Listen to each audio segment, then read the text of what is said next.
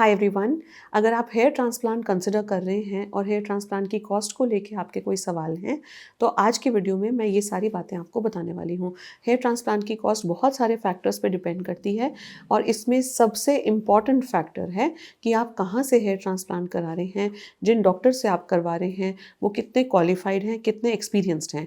और ऐसा इसलिए क्योंकि जितना आपके डॉक्टर क्वालिफाइड और एक्सपीरियंस्ड होंगे हेयर ट्रांसप्लांट को लेके, तो उतना आपका एंड रिजल्ट अच्छा होगा, क्योंकि आपके डॉक्टर को पता होगा कि आपका डोनर एरिया कैसा है, आपके डोनर एरिया के से मैक्सिमम यूटिलाइजेशन हेयर ट्रांसप्लांट में कैसे करनी है। आपके डॉक्टर को पता होगा कि वो सही लेटेस्ट टेक्निक से आपका हेयर ट्रांसप्लांट करेंगे और इसके अलावा कॉन्ट्रा इंडिकेशंस हेयर ट्रांसप्लांट की वो ध्यान में रखेंगे।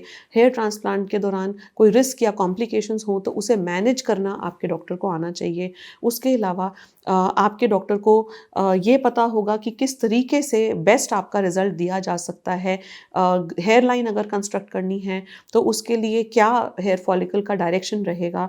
तो ये सारी चीज़ें बहुत ज़्यादा इंपॉर्टेंट हैं और इसी पर आपके हेयर ट्रांसप्लांट का एंड रिजल्ट बहुत ज़्यादा डिपेंड करेगा।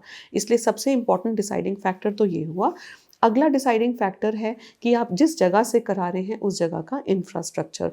तो अगर ऑपरेशन थिएटर अच्छा है, वहाँ का इंफ्रास्ट्रक्चर अच्छा है, तो ये बहुत इंपॉर्टेंट चीज़ है किसी भी सर्जरी के दौरान। हेयर ट्रांसप्लांट कोई एक छोटा प्रोसीजर नहीं है, ये एक प्रॉपर सर्जरी है, इसलिए ऑपरेशन थिएटर अच्छा होना पड़ेगा। जहाँ भी आप करा रहे हैं वहाँ लेटेस्ट टेक्नोलॉजीज़ होनी पड़ेंगी, इंफ्रास्ट्रक्चर अच्छा होना पड़ेगा, पूरी तरह से वो हेयर ट्रांसप्लांट सेंटर इक्विप्ड होना पड़ेगा। और इसमें ये भी ज़रूरी है कि जो भी इंस्ट्रूमेंट्स यूज़ किए जाएँ वो लेटेस्ट हों और सही टेक्निक हो और उनकी टीम बहुत अच्छी हो। तो अब टीम भी बहुत ज़रूरी है, ये एक डॉक्टर का काम नहीं है, इसमें डॉक्टर्स बहुत सारे डॉक्टर्स लगते हैं, साथ में टेक्नीशियंस लगते हैं। तो एक प्रॉपर टीम बिल्डअप होगी और वो टीम अगर एक्सपीरियंस्ड हो, क्वालिफाइड हो, उन्होंने बहुत सारे हेयर ट्रांसप्लांट करे हों, क्लिनिक पूरी तरह से इक्विप्ड हो, लेटेस्ट इंफ्रास्ट्रक्चर हो, हेयर ट्रांसप्लांट के दौरान जिन भी चीज़ों की ज़रूरत होती है वो लेटेस्ट हों, तो आपका एंड रिजल्ट इस पे बहुत ज़्यादा डिपेंड करेगा। और क्योंकि इन सारी चीज़ों में कॉस्ट इन्वॉल्व होती है, इसलिए हेयर ट्रांसप्लांट का रिजल्ट भी इन चीज़ों पे डिपेंड करेगा और क्योंकि कॉस्ट इन्वॉल्व है इसलिए हेयर ट्रांसप्लांट की कॉस्ट इन सब चीज़ों पे डिपेंड करेगी। तीसरा इम्पॉर्टेंट पॉइंट जिस पे हेयर ट्रांसप्लांट की कॉस्ट डिपेंड करेगी वो है कि जिन पेशेंट का हेयर ट्रांसप्लांट हो रहा है उनका डोनर एरिया कैसा है, कितने ग्राफ्ट्स की ज़रूरत है उन्हें और किस एरिया का हेयर ट्रांसप्लांट हो रहा है।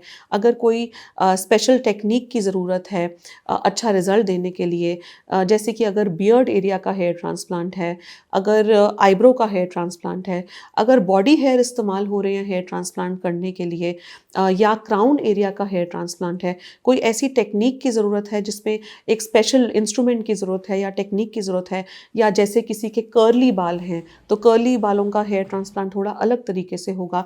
तो ये इन पर भी डिपेंड करेगा कि जिन पेशेंट का हेयर ट्रांसप्लांट है उनका स्कैल्प कैसा है और किस जगह का हेयर ट्रांसप्लांट है। इन सारी बातों में अगर एक स्पेशलिस्ट की ज़रूरत है तो उस पर भी आपके हेयर ट्रांसप्लांट की कॉस्ट डिपेंड करेगी।